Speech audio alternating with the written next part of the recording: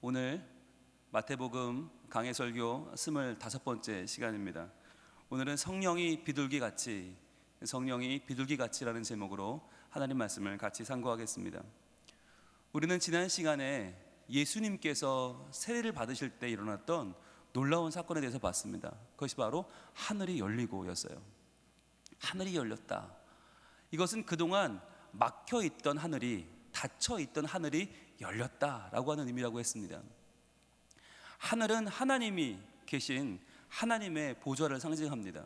그리고 이 땅은 우리가 살아가는 생활하는 곳이죠. 그런데 그동안은 하늘은 하늘이고 땅은 땅이었단 말이에요. 하나님이 계신 곳과 우리가 있는 곳은 완전히 달랐다는 거죠. 하나님은 저 멀리 계시는 분이고 우리는 저 아래에 있었단 말이에요. 그런데 하늘이 열렸다고 하는 말은 이제 하나님과 우리와의 관계가 이제는 너는 너 나는 나가 아니라 네가 내가 되고 내가 네가 되고 하나가 된다는 거예요. 그래서 예수님께서 세례를 받으셨다라고 하는 것이 물에 들어가서 죽으셨다가 물에서 나오면서 다시 살아나는 죽음과 부활을 우리에게 보여주시고, 그 죽음과 부활에 동참하는 우리의 세례를 통해서 주님은 우리가 그분과 연합하여서 우리의 죄는 죽고 옛사람은 죽고 새사람은 주와 함께 사는 믿음의 연합을 이 세례를 통해서 보여주신다라고 했습니다. 그래서 그 세례 사건이 있은 후에 하늘문이 열렸다라고 했죠. 또한 하늘문이 열리는 사건은 소망을 보여주는 하나님의 소망의 선포라고 했습니다. 그래서 구약에서는 에스겔이 그 하늘이 열리는 사건을 봤다고 그랬죠. 근데 에스겔이 그발강가, 그 바벨론 포로로 잡혀간 그 나라는 망하고 남의 나라에 잡혀간 그 상황 속에서, 게다가 잡혀간 지 5년이 지났단 말이에요. 그러니까 돌아오려면 벌써 돌아왔어야 되는데 5년이 지나고 이제는 그 자리에서 언제가 될지 모르는 포로의 시간을 보낼 그때 하늘문이 열리면서 에스겔에게 하나님의 영광이 나타납니다. 그것을 통해서 하나님은 앞으로 65년이 더 지나야 하지만, 그러나 그 시간이 지나고 나면 돌아올 수 있는 하나님의 계획, 그리고 돌아와서 다시 한번 하나님의 나라에서 하나님을 예배하며 살아갈 예배 공동체로서의 이스라엘의 위상을 하나님이 소망 가운데 허락해 주신 것이죠. 그리고 또 신약에서는 누가 하늘이 열렸어요? 스데반이었죠. 스데반이 오직 주님만 구원자고 오직 예수님만 우리의 왕이심을 선포하다가 돌에 맞아 죽임을 당합니다. 그런데 돌에 맞아 죽어가는 그 순간에 그의 눈앞에 하늘이 열려요. 하늘이 열리면서 그 위에서 서서 자기를 기다리시는 예수님을 발견하죠. 그리고는 기쁨 가운데 그는 순교합니다. 그가 바라봤던 것이 무엇입니까? 바로 하늘의 소망이죠.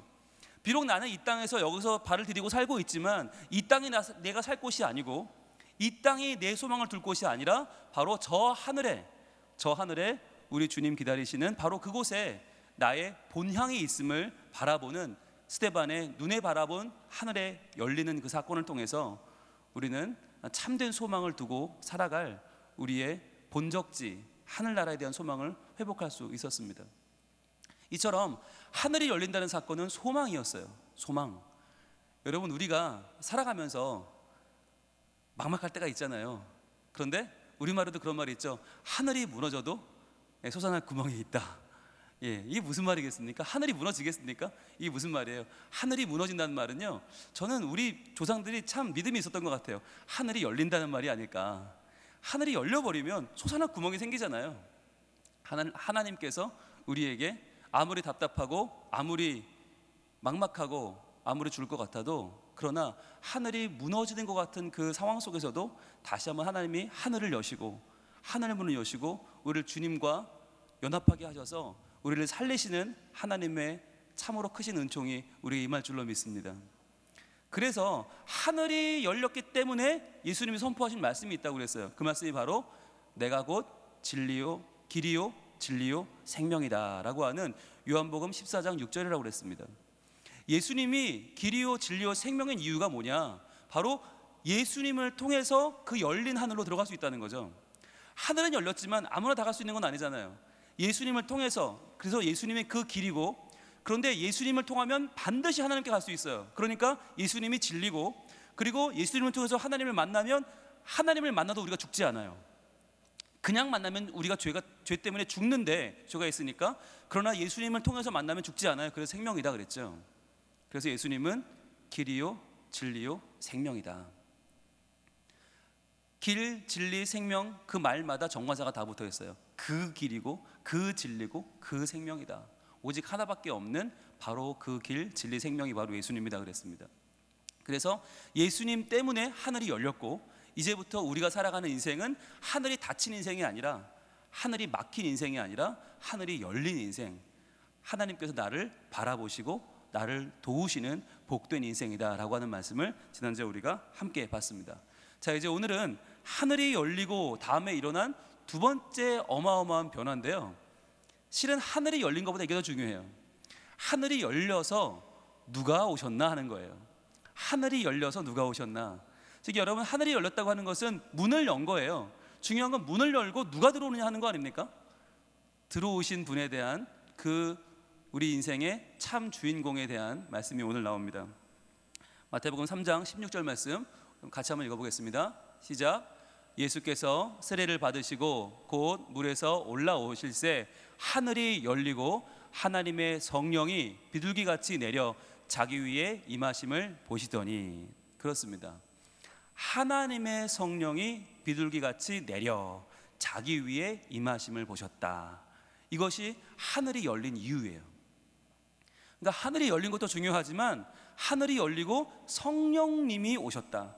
하나님의 성령께서 친히 비둘기처럼 내려 예수님 위에 임하셨다라고 하는 것입니다.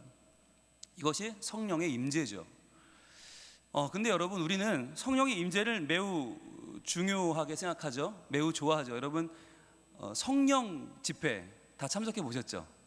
예, 성령 충만 집회, 예, 성령 신유 집회, 성령 축복 성회 다 가보셨죠? 왜 안 가보신 분들처럼 표정이 그렇게 하고 계시죠? 저도 가봤어요. 저도 많이 가봤어요. 그런데요, 저 어렸을 때 삼각산 기도원, 북한산 기도원 많이 갔거든요. 가서 그때는 교회 앞에 버스가 이렇게 와요. 그럼 버스를 타면 알 수 없는 곳으로 막 산으로 가요. 그러고 내려주면 기도원이에요. 그럼 이렇게 큰 천막 같은 걸 쳐놨는데 그 안에 사람들이 얼마나 많은지 제 어린 마음에도, 야, 정말 이렇게 많은 사람들 속에 내가 들어가서 기도할 수 있는 게 얼마나 행복한 일인가. 저는 선택받은 백성 같았어요. 그래가지고 밤 10시에 차를 타고 가면 11시인데 그렇게 열심히 그 집회를 다녔어요. 가서 조금이라도 더 앞으로 가서 조금이라도 더 이제 그 불을 받으려고, 기도하려고, 그리고 거기서 이제 방언을 받으려고 되게 노력을 많이 했고, 제 당시 제가 청소년이던 당시에는 방언 못 받으면 사람도 아니었어요. 예, 거의 벌레처럼 여겼어요. 그러니까 방언에 대해 적어도 그 여러 가지 방언도 급이 있거든요. 그런데 적어도 랄랄라 방언 정도는 받아줘야 그래도 좀 이렇게 좀 예수 믿는다라고 하지. 거기서 조금 영어 방언, 중국어 방언, 뭐 프랑스어 방언 이런 거 쓰는 애들은 굉장히 저희가 우러러보고 영웅처럼 바라보고, 난 언제 저런 급에 올라가나. 그리고 적어도 랄랄라 방언은 좀 해야 되지 않을까라고 하는 그때 그 당시 분위기는 삼각산 기도원 근처에는 동네 지나가는 강아지도 랄랄라 방언을 할 줄 안다, 이럴 정도로 다들 그렇게 방언에 참 심취하던 시절이 있었어요. 가서 열심히 이제 밤마다 기도를 하는 겁니다. 그러면 정말 이 집회가요 끝도 없어요. 계속 북치고 장구치고, 계속 음악은 끝이 없고, 계속 불받아라 설교도 별로 기억에 남는 게 설교가 없어요. 다 그냥 불받아라 성령이 오신다 그거였어요. 성령님 부르는 그런 기도였는데, 자, 그런데 그때 생각해보면 제가 그게 잘못된 건 아닌데 제가 성경에 대한 지식이 너무 없었어요. 성경에 대한 지식이 없었기 때문에 제가 손발이 고생을 많이 했어요. 그때 그 추운 날, 그 어두운데 10대 때 뭘 알아요. 그런데 제가 그 삼각산 산에 가서 그 나무 붙잡고 막 나무 뿌리 뽑는다고 막 기도했었거든요. 근데 나무 뿌리 뽑는 게 아무것도 아닌데 그때는 그래야 좀 뭔가 성령이 임하고 뭔가 좀 이렇게 내가 변화받는 특징 같았어요. 그래서 죽어라 나무를 흔들었는데 제가 뽑았던 기억은 없어요.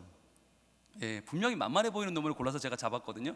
근데 만만치 않더라고요. 그래서 나무 뿌리를 뽑는다는 게 보통 일이 아니구나. 그래서 이게 풀은 뽑히는데 나무는 안 뽑히더라고요. 되게 어렵더라고요. 그런데 우리가 그렇게 많이 성령 집회를 하는데 문제는 뭐냐면, 우리가 성령님을 마치 부를 수 있는 것처럼, 여러분 그게 굉장히 위험한 건데요, 우리가 성령님을 부르면 오시는 분처럼 그렇게 여기고 집회를 했더란 말이죠. 마치 우리가 그냥 뜨겁게 기도를 하면 뭔가 이렇게 좀 우리가 열의와 열성을 보이면 성령님이 오시는 것처럼, 그러니까 성령님이라는 분이 하나님이 아니고 삼위일체 하나님이 아니라 그분이 어떤 우리를 도와주는 조금 좀 만만한 영처럼 우리가 여겼던 것 같아요. 게다가 성령님이 오셔서 할 일을 미리 정해놔요. 예, 오늘은 신유 집회, 그럼 병 낫는 날. 얼마나 재밌어요 이게. 성령님이 그분이 원하시면 우리 병을 낫게 하시는 건데 이걸 우리가 미리 정해놓는 거예요. 오늘은 병 낫는 날. 그러니까 월화수목금토가 있으면 그중에 어느 요일은 병 낫는 날이에요. 딱 정해져 있어요. 그러니까 그날에 몸 아픈 사람들이 열심히 오는 거예요. 근데 지금 생각해보면 얼마나 웃겨요. 무슨 성령님이 요일별로 일하시는 분이 어디 있어요? 그죠? 요일별로 성령님이 야 화요일은 내가 병만 낫게 해줄게, 목요일은 내가 시험 붙게 해줄게, 그런 성령님이 어디 계세요? 근데 우리 마음대로 우리가 막 상상을 하는 거예요. 그리고는 성령님을 우리 마음대로 막 규정하고 우리 마음대로 그분에게 일을 시키는 거죠.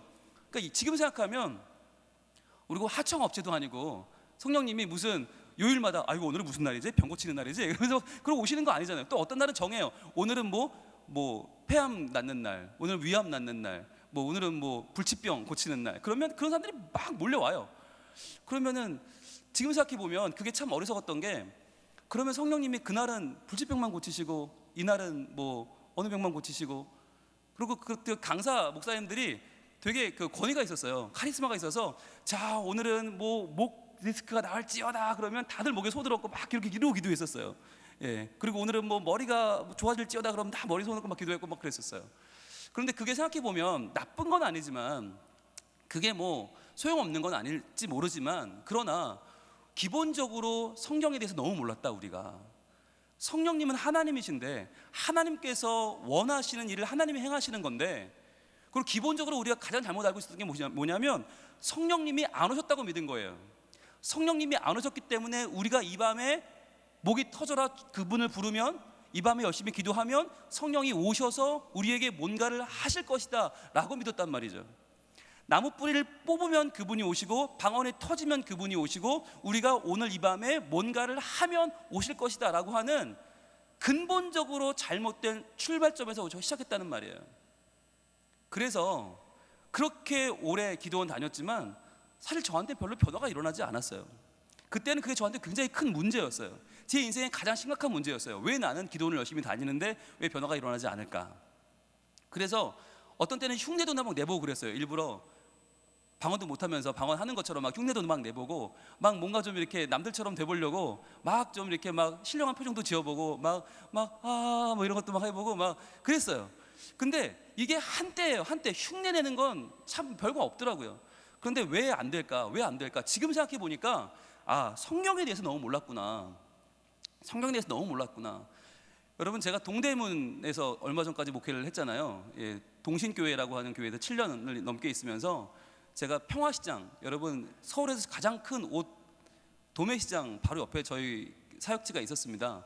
그런데 신문에 이렇게 홍보물이 와요. 유인물이 오는데 보면 그 시장에서 하는 집회에 유인물이 오거든요. 근데 봄만 되면 뭐가 오냐면 봄 신상품 축복성회가 와요. 봄 신상품 축복성회. 그러니까 여러분 오해하지 마세요. 사람을 축복하는 게 아니고요. 봄 신상품을 축복하는 거예요. 왜냐하면 봄이 제일 옷이 많이 팔려야 되는 시즌이니까 봄 시즌에 옷이 안 나가면 망하는 거예요, 옷가게는. 그러니까 이번 우리 신평화, 동평화, 청평화, 모든 평화, 무슨 평화가 진짜 평화로 오려면 이 봄 신상이 나가야 되는 거예요. 그러니까 봄 신상을 쫙 깔아놓고 그 위에 손을 얹고 축복하는 축복성회를 매 봄마다 하는 거예요. 그러면 사람들이 미어터지게 모입니다. 거의 모든 상인이 다 옵니다. 그리고는 다 봄 신상품 들고 와서 그거 놓고 기도하는 거예요. 제가요 그거 볼 때마다 너무 시험에 드는 거예요. 이게 뭘까? 이게 과연 진짜 이거 안 믿는 사람들이 보면 뭐라고 그럴까? 이게 굿하는 거랑 뭐가 다른가? 이게 진짜 우리 하나님을 마치 정말 우리의 어떤 장사를 위해서 이용하는 우리의 복채 내고, 그죠? 거기서 드리는 헌금이 복채지 뭐예요. 그리고는 우리 올해 봄신상 우리 이번 디자인 잘 나가게 해주시고 대박 나게 해주시고 뭐 전국 팔도에 다 옷이 뿌려지게 해주시고 주로 이런 기도거든요. 그러니까 그게 참 저는 물론 저희랑은 교단이 달랐기 때문에 저희는 참여하지 않았었지만 그걸 한다는 자체가 굉장히 시험거리였어요. 그런데 문제는 이걸 매년 하는데 매년 사람들이 차고 넘쳐요. 그리고 저희 신우회 예배 드리는 분들도 많이 가시고요. 아마 모르긴 해도 저희 교회 분들도 많이 가셨을 거예요. 자, 그러니까 왜 이런 일이 벌어질까? 왜 이런 일이 벌어질까요? 네, 이유는 하나예요. 성경에 대해서 너무 무지했어요. 그런데 그 중에서도 특별히 제일 무지했던 게 뭐냐? 성령님이 누구신가에 무지했고, 또 하나는 성령님이 이미 오셨다는 사실에 대해서 무지했어요. 그러니까 성령님은 하나님이신데, 천지 만물을 지으신 하나님이시라면 우리가 그분께 이걸 해라, 오늘은 이걸 해라, 내일은 저걸 해라, 이런 요일은 이것만 하시고 저런 요일은 저것만 하시고 라고 지정할 수 없는 것이에요. 그분은 그분의 뜻대로 움직이시고, 그것이 우리에게는 가장 아름다운 일이고 가장 선한 일이고 가장 완벽한 일이에요. 근데 우리는 그것을 몰랐어요. 게다가 제일 중요한 게 그거죠. 성령님이 이미 오셨다는 사실을 몰랐다. 오늘 본문에 보시면 이미 예수님이 세례를 받고 올라오실 때 하늘이 열렸고, 하늘이 열리면서 성령님이 비둘기처럼 내려서 임하셨어요. 이미 오셨어요. 그런데 이미 오신 그 성령님을 우리는 마치 아직 안 오신 것처럼, 아니면 그때 오신 것 아직 부족한 것처럼, 뭔가 더 오셔야 할 것처럼 우리는 계속해서 뭔가 내 열정으로 내 소리를 높여서 뭔가 내가 발을 동동 구르면 그분이, 그동안 좀 모자라게 오셨던 그분이 마저 오실 것 같은 그러한 잘못된 믿음을 가지고 기도했단 말이죠. 그럼 어떻게 하면 되겠습니까? 이미 오신 그분을 또 부르는 게 잘못된 거라면 어떻게 하면 되겠습니까? 이미 오신 그분을 누리면 되는 거예요. 성령님은 이미 오셨어요. 우리에게 이미 하늘은 열렸고, 예수님이 이 땅에 오셔서 공생애를 시작하시는 그 놀라운 시간에 이미 성령님이 오셨단 말이에요. 비둘기처럼 눈에 보이는 모습으로 오셨어요. 여러분, 예수님이 오실 때 성령님이 왜 비둘기처럼 오셨을까? 물론 성령님은 비둘기가 아닙니다. 그러나 비둘기처럼 보이며 나타나신 이유가 뭘까요? 분명하게 모두가 알 수 있게 공식적으로 오신 거예요. 여러분, 성령님은 영이시기 때문에 본래 성령님은 눈에 보이지 않습니다. 영은 눈에 보이지 않아요. 성령님은 내적으로 임재하시고 내적으로 우리를 변화시키시는 분이세요. 그런데 그 성령님이 성경에서 딱 2번 눈에 보이게 나타나십니다. 그 2번을 우리가 잘 살펴보면 왜 성령님이 이 땅에 일부러 눈에 보이게 오셨을까라는 걸 알 수 있어요. 만천하에 알려주는 거예요. 내가 이미 내려왔다. 그러니까 날 더 이상 구하지 마. 이미 난 왔다. 왔으니까 나를 어떻게 누리면 돼. 너희 삶 가운데서 내가 이미 성령이 왔으니까 오신 성령이 오셨다고 선포하면 되고, 그분을 감사하면 되고, 그분을 누리면 되지, 더 이상 성령이여 오시옵소서 할 필요가 없는 거예요. 이미 오신 그분을 왜 오라고 그래요? 마치 그분이 오시지 않은 것처럼, 아니 그분이 적어도 내게는 뭐가 더 필요한 것처럼. 여러분, 이게 얼마나 위험합니까? 성령님이 오시지 않았으면요, 우리는 예수님을 구주로 고백할 수가 없습니다. 성령님이 오시지 않았으면 우리는 구원도 못 받았고요, 성령님이 오시지 않았으면 말씀을 깨달을 수도 없고요, 성령님이 오시지 않았으면 이 시간 예배할 수도 없어요. 그런데 성령님이 오셨기 때문에 이 모든 일이 가능해졌다고 하는 것이에요. 그러니까 우리는 성령의 증거에 좀 눈을 크게 뜨고 귀를 크게 열고 그 말씀을 보고 들을 필요가 있습니다. 그래서 성경이 중요한 거예요. 성경 말씀을 눈을 크게 뜨고 귀를 크게 열고 마음을 열고 봐야 돼요. 그리고 그 말씀을 믿어야 돼요. 왜 우리가 신앙 장사하는 분들에게 넘어가느냐? 성경을 모르니까. 그러니까 신상품 축복성회 매 봄마다 하면서도 신앙에 전혀 거리낌이 없어요. 아니 무슨 안수를 미니스커트에다 하고 양말 짝에다 해요. 그거 아무렇지 않아요. 그게 전혀 신앙 양심에 걸리지 않아요. 왜일까요? 모르니까 그래요. 모르니까 그렇게 그러고 있어요. 저는 그거 보면 너무 막 답답해 죽겠어요. 찢어진 청바지에 대고 막 안수하고 있고. 여러분, 이게 뭡니까 대체? 이게 뭡니까? 오늘 본문에는 분명히 말씀하고 있어요. 성령님이 우리에게 오셨다. 어떻게 오셨나를 정확하게 알려주고 있는데, 여러분, 오늘 본문보다 우리가 성령이 오셨다는 것을 더 흥분하며 늘 말씀하는 본문이 있어요. 그게 어디냐면 사도행전 2장이에요. 우리가 한 달 전에 성령과 불의 세례, 성령의 세례, 불의 세례를 이야기할 때 이 본문을 본 적이 있거든요. 그런데 이 사도행전 2장 1절로 4절의 말씀, 이 말씀도 뭘 보여주고 있는 거냐면 성령님이 오셨는데 눈에 보이게 오세요. 그러니까 왜 눈에 보이게 오시나? 이미 성령이 오셨다는 것을 만천하에 알려주기 위해서예요. 우리는 이 본문을 보면서 성령이 오셨으니까 우리에게도 또 오시겠지가 아니라 이미 오신 성령님을 우리는 누리면 되는 거예요. 사도행전 2장 1절입니다. 오순절 날이 이미 이름에 그들이 다 같이 한 곳에 모였더니, 자, 오순절 날에 성령이 임하시죠. 2절입니다. 호련히 하늘로부터 급하고 강한 바람 같은 소리가 있어 그들이 앉은 온 집에 가득하며. 자, 여기서 보시면 하늘로부터 소리가 나죠. 이거 한번 여러분 성경책에 한번 밑줄 한번 그어보세요. 성령님이 눈에 보이게 임하실 때, 성령님이 분명히 임하셨다는 것을 만천하에 알려주실 때 특징이 있어요. 그 특징 중에 하나가 뭐냐면 하늘로부터 소리가 있다는 거예요. 성령이 임재하셨다라는 것을 우리가 헷갈리지 아니하도록 분명히 성경에 기록할 때 특징 중에 하나는 뭐냐? 하늘로부터 소리가 있다. 자, 그 다음에 3절입니다. 마치 불의 혀처럼 갈라지는 것들이 그들에게 보여 각 사람 위에 하나씩 임하여 있더니. 자, 여기서 여러분 밑줄 그으실 게 뭐냐면 마치 불의 혀처럼 갈라지는 것들이 그들에게 보여예요. 그들에게 보여. 밑줄 한번 그어보세요. 그들에게 보였다. 그러니까 예수님이 오셨을 때, 예수님이 세례를 받으셨을 때 성령님이 임재했던 것과 이 본문의 공통점이 뭐냐면 두 가지 공통점이 있어요. 하나는 하늘로부터 소리가 났다는 것이고, 또 하나는 그들 눈에 보이게 임하셨다는 거예요. 그러니까 본래 성령님은 눈에 보이지 않아야 정상인데 딱 성경의 두 군데, 이 사도행전 2장과 마태복음 3장에서는 눈에 보이게 임하세요. 오순절 다락방 사건과 예수님의 세례 사건에서는 성령은 눈에 보이게 임하신다. 왜? 누가 봐도 이걸 모르고 오신 성령님을 또 부르지 않도록, 이미 오셨다는 걸 확실히 알 수 있도록 눈에 보이게 있다는 거예요. 그래서 자, 4절입니다.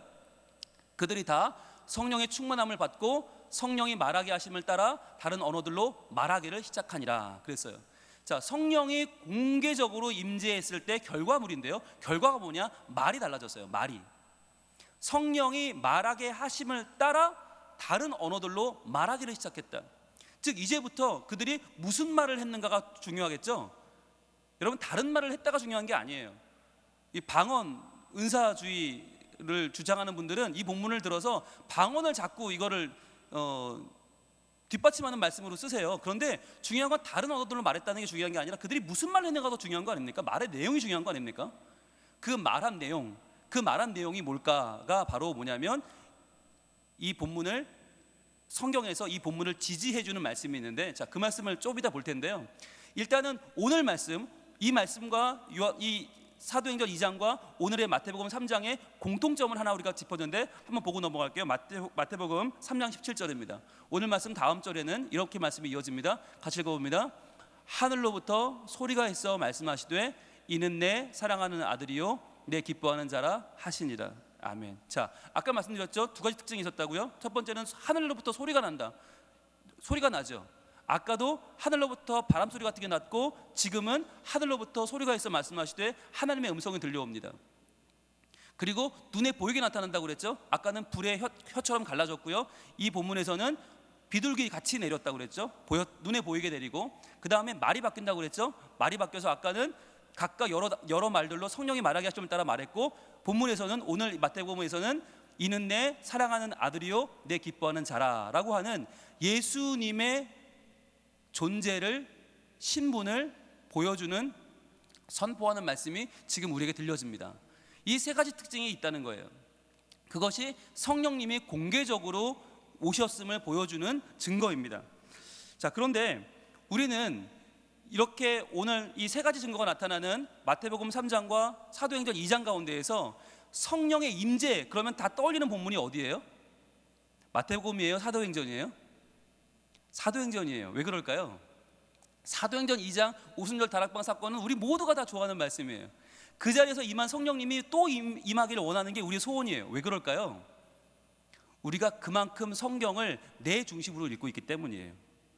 내 중심, 우리 편한 대로 성경을 읽기 때문에 사도행전 2장은 성령의 임재 사건으로 보고 마태복음 3장은 별거 아닌 걸로 보는 거예요. 그런데 여러분 한번 보세요. 사도행전 2장에서는 교회가 태동되는 순간이잖아요. 교회, 하나님의 믿음 공동체가 태동하는 순간에 성령님이 공개적으로 임하는 걸 보여주는 사건이고, 마태복음 3장은요 그 교회의 주인이신 예수님이 이 땅에 오셨음을 선포하는 거예요. 그러니까 교회의 태동이 중요해요? 교회의 주인이 중요해요? 교회의 주인이 훨씬 더 중요한 거예요. 그래서 이게 저 신약의 제일 앞에 마태복음 3장에 나오는 거예요. 그런데 우리는 마태복음 3장에 나오는 성령의 임재는 관심이 없고 저 뒤에 나오는 사도행전 2장만 붙들고 늘 사도행전의 성령의 역사가 우리 교회도 일어나게 하여 주시옵소서 기도해요. 이건 뭔가 문제가 있는 거예요. 우선순위가 잘못된 거예요. 벌써 성령은 오셨단 말이죠. 그러니까 성령님은 사도행전에서 마가의 다락방에서 사람들이 열심히 오시옵소서 해서 오신 분이 아니었어요. 이미 예수님이 이 땅에 오시고 세례를 받으시는 그 순간 우리의 구세주로 세상에 예수님을 선포하면서 이미 성령님이 오셨단 말이에요. 그러니까 성령님은 우리가 애타게 부를 이름이 아니고 우리 가운데 이미 오셔서 예수님이 나를 위해 어마어마한 일을 이미 다 해 놓으셨음을, 이미 이루어진 나의 구원을 확인시켜 주시는 분이고, 그분을 우리는 감사하면서 선포하면서 노래하면 되는 것입니다. 여러분, 이게 어떻게 다르냐면요, 성령님 오시옵소서 하고 구하는 사람들은 보면 현실에 대한 안도감이 없어요. 불안감이 가득해요. 왜? 성령님이 안 오셨으니까. 언제 오실지 모르니까. 지금 내가 이렇게 기도해도 오실지 안 오실지 모르니까 제발 좀 오시옵소서. 굉장히 그 마음이 점점 빈약해져요. 그런데 성령이 오셨음을 믿으면서 이미 오신 성령님, 나에게 더 은혜를, 긍휼을 풍성히 부어주시고, 이미 오신 성령님, 내가 예수님으로 말미암아 구원과 감격을 이미 누리게 되었음을 믿게 하시고 그 자신감으로 우리 주님을 선포하며 살게 하옵소서 라고 하는 기도는 애초에 출발점이 다른 기도가 되는 거예요. 그러니까 기도를 열심히 하지 말라는 게 아니에요. 열심히 하시되 알 건 알고 기도하자는 거예요.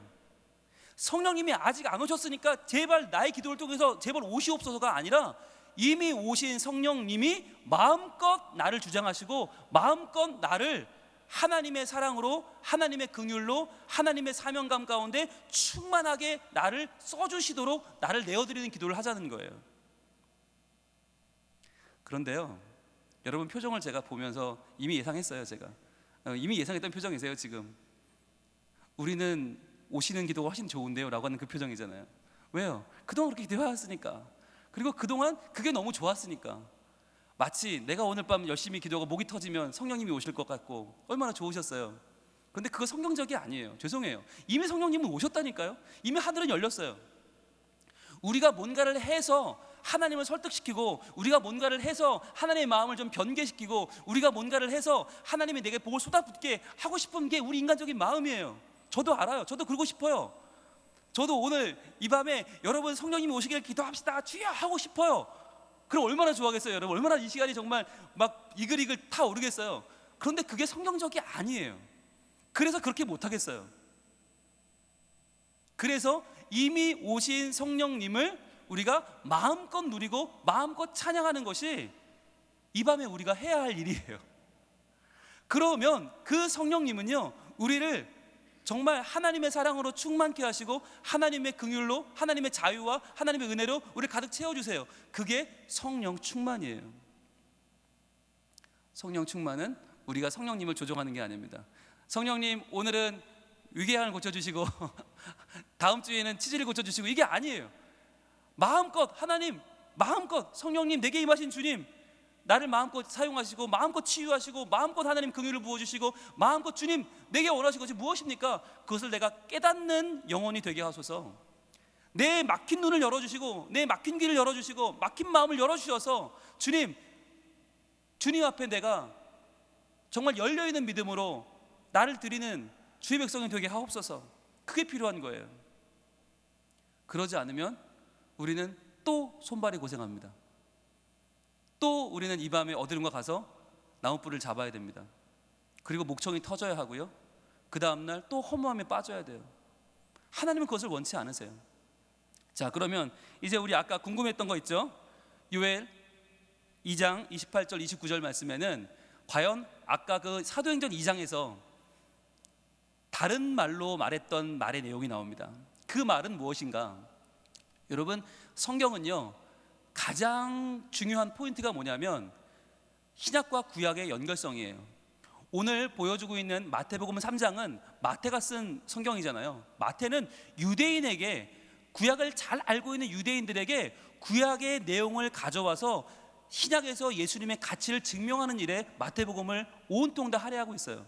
그러니까 오늘 마태복음에서 성령님이 오셨다는 것은 무엇인가, 그리고 사도행전 2장에서 성령님이 오셨다는 것은 무엇인가 라고 하는 것을 제대로 보려면 구약이 증명하고 있는, 구약이 보여주고 있는 그 사건의 의미를 봐야 되는데, 먼저 우리가 좋아하는 사도행전 2장에 나오는 성령의 임재 사건, 그 임재 사건이 무엇에 대한 성취인지, 구약의 어떤 약속에 대한 성취인지 한번 보겠습니다. 요엘서 2장 28절 같이 읽습니다.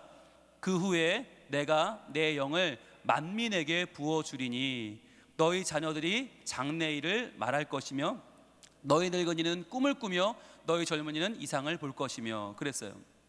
자, 그러니까 그 후에라고 하는 말은 이제 신약 시대죠. 요엘은 성경의 제일 끝부분이니까 제일 끝부분에 이제 구약이 끝나고 400년의 침묵이 흐른 뒤에 그 후에, 즉 예수님이 이 땅에 오시고 교회가 태동하고 성령님이 이 땅에 오시는 그 후에는 내가 내 영을, 즉 성령님을 만민에게 부어주겠다 말씀하시는 거예요.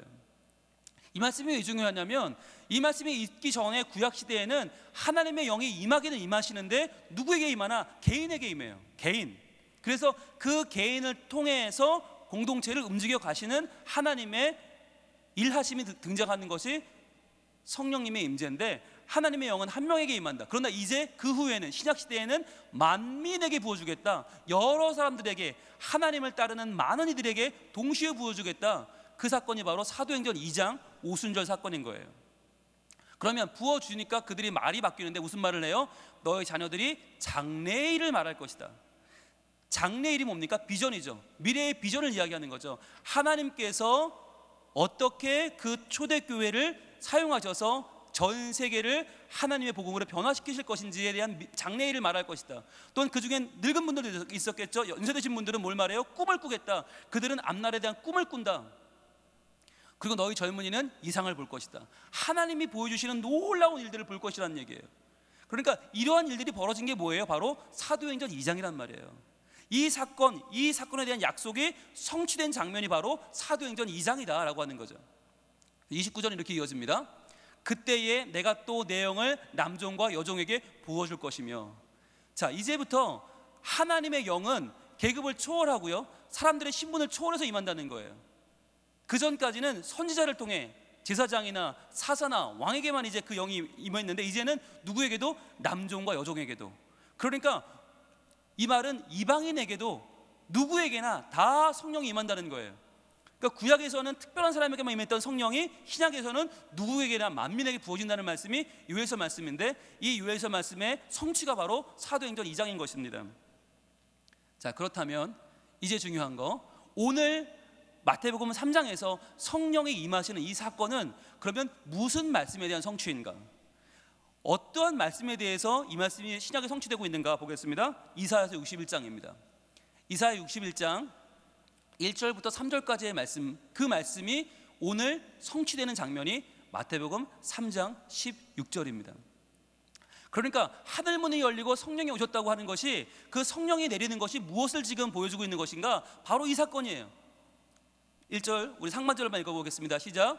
주 여호와의 영이 내게 내리셨으니 이는 여호와께서 내게 기름을 부으사 가난한 자에게 아름다운 소식을 전하게 하려 하심이라. 아멘. 자, 주 여호와의 영이 내리셨다. 이게 성령님이 오셨다는 거예요. 성령님이 오셨다, 하늘 문이 열리고 성령님이 오셨다라고 하는 것은 이제 예수님이 어떤 일을 행하실 거냐면 바로 이는 여호와께서 내게 기름을 부으셨다는 거예요. 기름을 붓는다. 마스와흐라는 말이 기름을 붓는다는 말인데, 마스와흐에서 뭐가 나왔나? 메시아가 나왔어요. 메시아. 마스와흐, 메시아. 즉 주의 영이 임했다는 것은 이분이 바로 하나님이 기름 부으신 메시아다라고 하는 말이라는 거예요. 예수님이 메시아다. 예수님이 구원자다.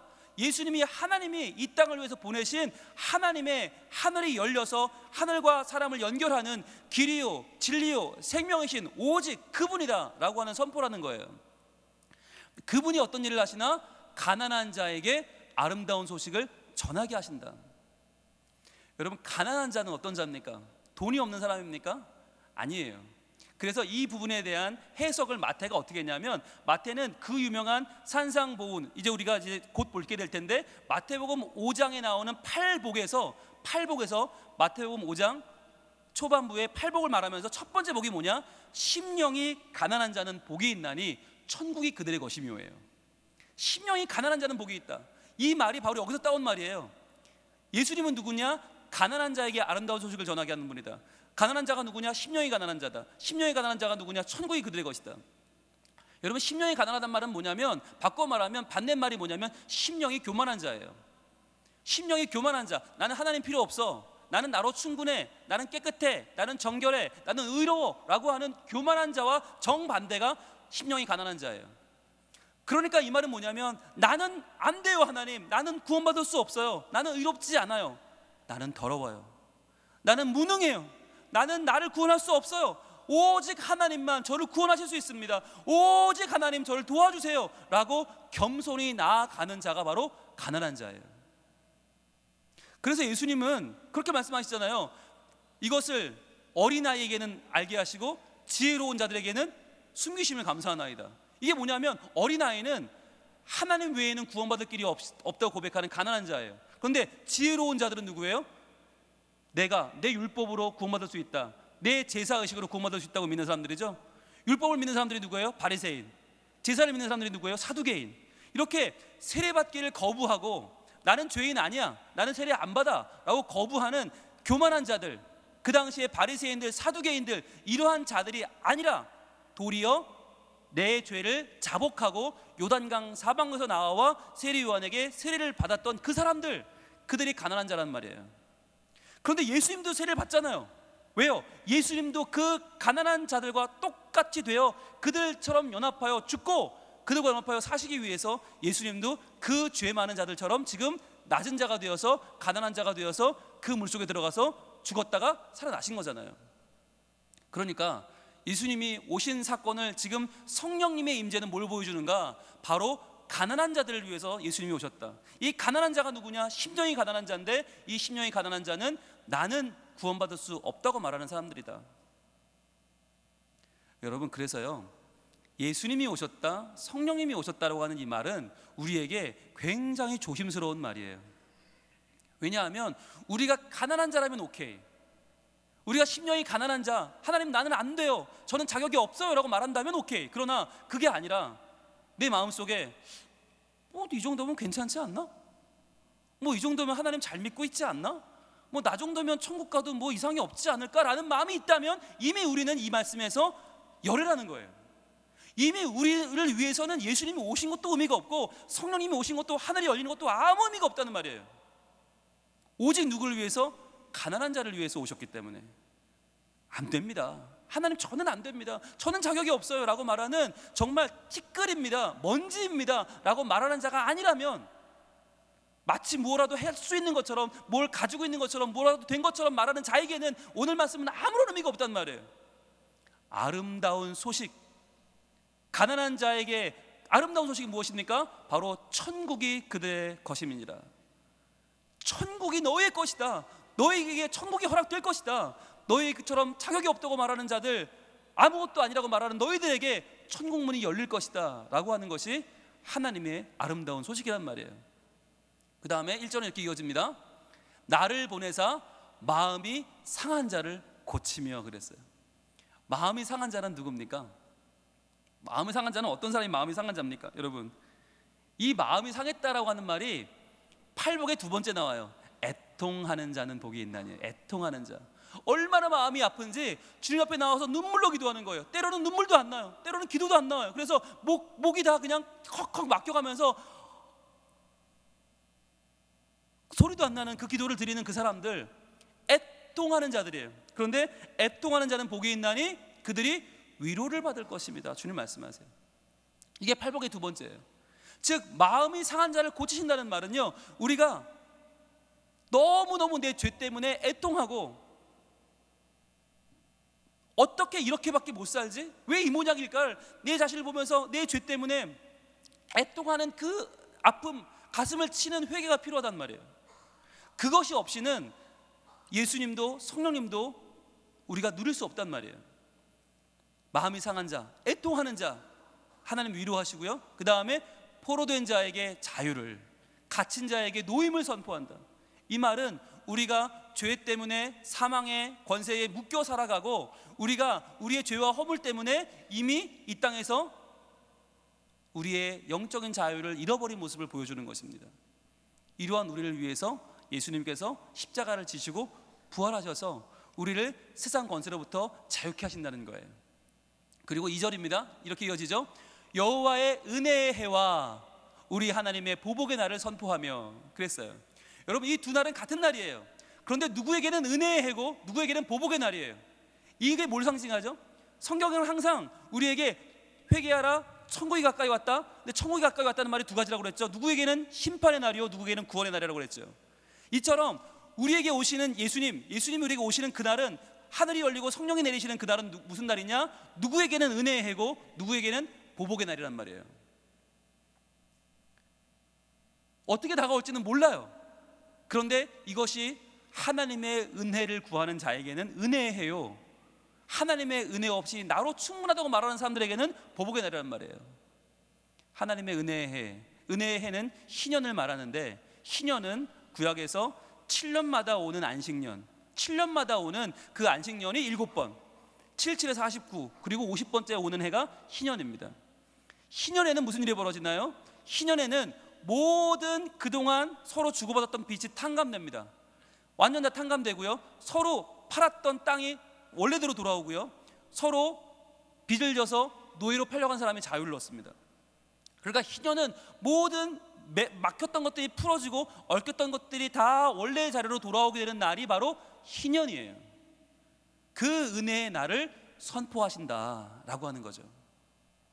여러분, 근데 생각해 보세요. 희년이 다 모두에게 좋은 날일까요? 그렇지 않아요. 희년이요, 많이 가지고 있는 사람들에게는 손해보는 날이죠. 돌려줘야 되니까. 그런데 가진 게 없는 사람들에게는 어떤 날이에요? 다 도로 찾는다니까 얼마나 좋은 날이에요. 그러니까 여러분, 이게 아까 10년이 가난하다는 말과 똑같은 말인데, 우리가 하나님 앞에서 지금 충분히 가지고 있습니다. 저는 하나님 충분합니다. 이 정도면 저는 의가 충분하고요, 저는 충분히 제사드리고요, 충분히 신앙생활 잘하고 있고요, 이 정도면 하나님 천국 가도 문제가 없겠죠? 라고 하는 사람에게는 이 여호와의 은혜의 해는요, 심판의 날이죠. 다 잃어버릴 테니까. 그러나 내가 부족합니다, 연약합니다, 죄인입니다, 하나님 전 아무것도 아니에요 고백하는 사람들에게는 이 날은 회복의 날이고, 이 날은 구원의 날이고, 이 날은 하나님을 누리는 복된 날이죠. 그러니까 이제 여러분 결정하셔야 돼요. 어느 편에 서실 거예요? 지금까지 왔는데 결정 못하시면 안 돼요. 은혜의 날에 하나님의 은혜를 마음껏 누리는 우리가 될 수 있길 소망합니다. 절대로 교만해서는 안 돼요. 이만 하면 되겠지, 이만 하면 좋겠지가 아니에요. 우리는 절대로 그렇게 생각해서는 안 돼요. 그러면 우리에게 그날은 절대로 은혜의 날이 아니에요. 오히려 보복의 날, 하나님이 우리에게 갚아주시는 보복의 날이 있단 말이에요. 그래서 모든 슬픈 자를 위로하되 그랬습니다. 여러분 우리가 슬픈 자를 위로할 수 있나요? 아니요. 아니, 어떤 한 사람은 할 수 있을지 몰라요. 여러분 중에 돈이 많은 분이 있다면 돈이 없는 자를 위로할 수 있겠죠. 여러분 중에 의사분이 계시다면 몸이 아픈 사람을 위로할 수 있겠죠. 여러분 중에서 뭐 마음이 넓은 분이 있다면 상처받은 분을 위로할 수 있겠죠. 그러나 모든 슬픈 자를 위로할 수는 없어요. 그런데 우리 주님은 모든 슬픈 자를 위로하신다.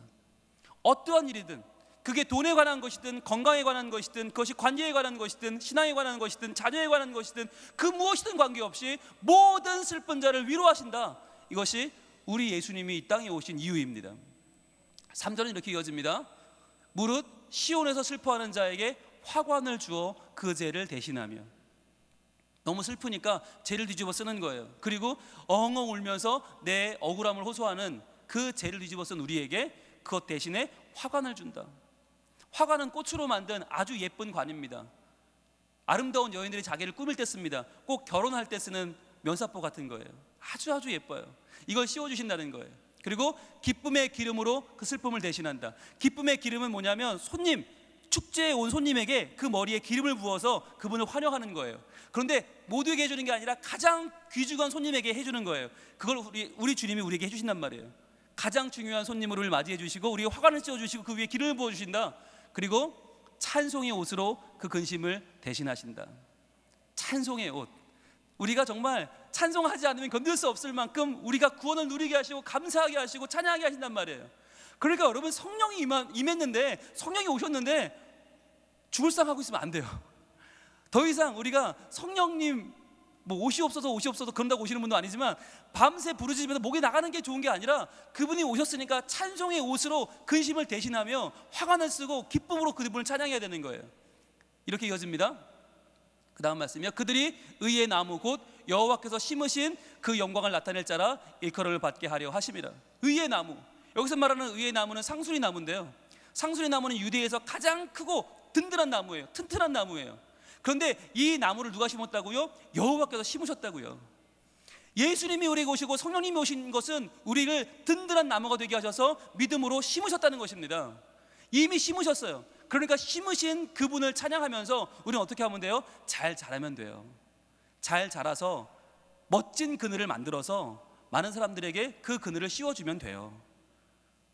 교회 학교를 위해서 기도하면서 이제 곧 다가올 성경학교가 정말 그 어린 심령들을 살리는 귀한 자리가 될 수 있도록 우리가 그늘을 만들어주면 되고요, 우리가 튼튼한 나무가 돼서 캄보디아 단기 선교를 가서 그 나라를 변화시키고 하나님 나라를 만들면 되고요, 이제부터 우리가 주어진 하나님의 사명을 잘 감당해 나가면 되는 것입니다. 하나님이 심으신 의의 나무로 우리가 살아가는 것. 성령님 이미 오신 분을 또 와달라고 외치는 게 아니라 이미 오신 그분을 찬양하면서 의의 나무가 되어 살아가는 것이 바로 우리가 해야 할 일이라고 하는 것입니다. 여러분, 성령님이 오셨습니다. 성령님이 오셨습니다. 그분이 오신 이유가 무엇입니까? 가난한 우리의 심령을, 오히려 너희는 가난하지 않아, 그 가난한 심령이, 그 가난한 너희의 현실이 오히려 천국을 불러올 거야. 심령이 가난하냐? 천국이 너희 것이야. 애통하냐? 내가 위로해 줄게 라고 하시면서 우리에게 다가오는 우리의 위로의 메시지, 우리를 살리시는 하나님 나라의 선포, 이미 다가온 하나님 나라의 도래를 우리에게 알려주시는 사인이 바로 성령이 임하셨다는 거예요. 기억합시다. 우리는요, 허무한 인생 사는 것 같지만, 기쁜 한숨을 내쉬고 있지만, 아니요, 그와 같이 우리를 버려두지 아니하시고 예수님을 이 땅에 보내주시고 성령이 오셔서 그 예수님을 증언해 주시고, 이제 다시는 가난하지 않아도, 다시는 애통하지 않아도, 다시는 우리의 모자람 때문에, 죄와 허물 때문에 아파하지 않아도 되는, 이제 우리를 구원하시고 우리를 살리사 의의 나무가 되게 하시는 그 하나님을 찬양하며 살라 하십니다. 이 시간 우리 성령이 오신 것을 함께 찬양합시다.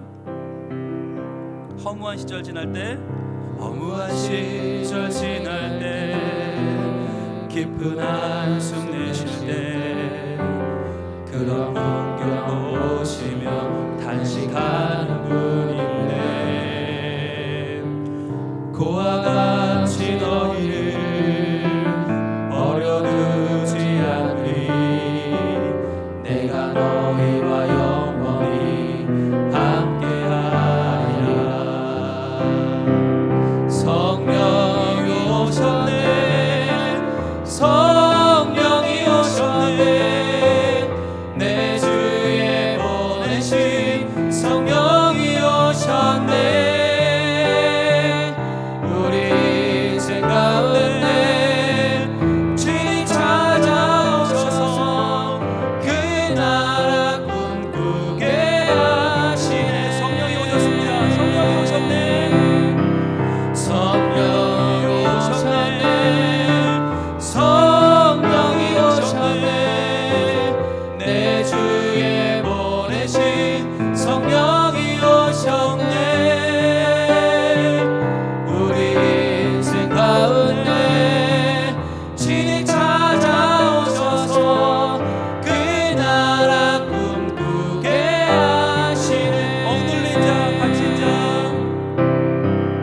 억눌린 자, 갇힌 자, 자유함이 없는 자, 피난처가 되시는 성령님 계시네. 주의 영이 계신 곳에, 주의 영이 계신 곳에 참 자유가 있다네. 진리의 영이신 성령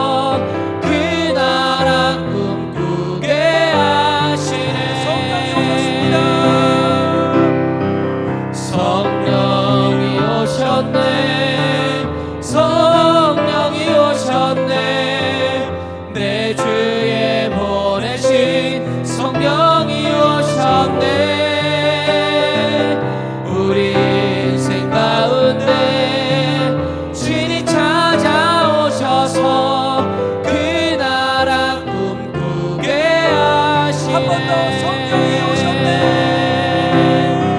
성령이 오셨네. 성령이 오셨네. 내 주에 보내신 성령이 오셨네. 우리 인생 가운데 주님 찾아오셔서 그 나라 꿈꾸게 하시네. 성령이 오셨습니다.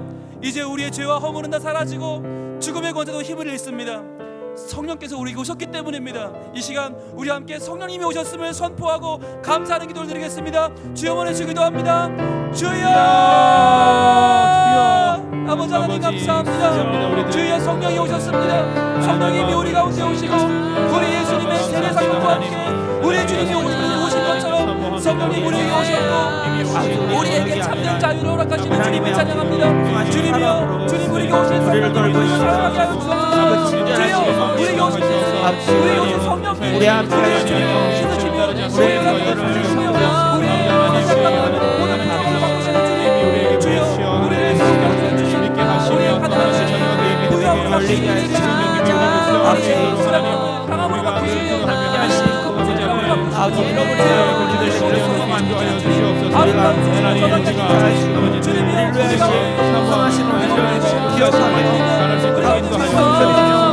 감사의 고백을 하며 되기를 소망합니다. 여전히 우리 아버지 소용들을 아버지 앞에서 끊임없이 내어보는 것이 아버지 우리 주관과 우리 함께 하시는 사랑을 감격히 하며 아버지 우리를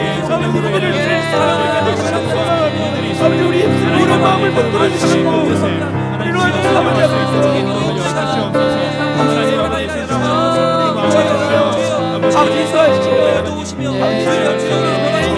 아버지 정상가를 수 있어 아버지 믿음의 아버지 자세가 되니까 우리를 주하여 주시옵소서.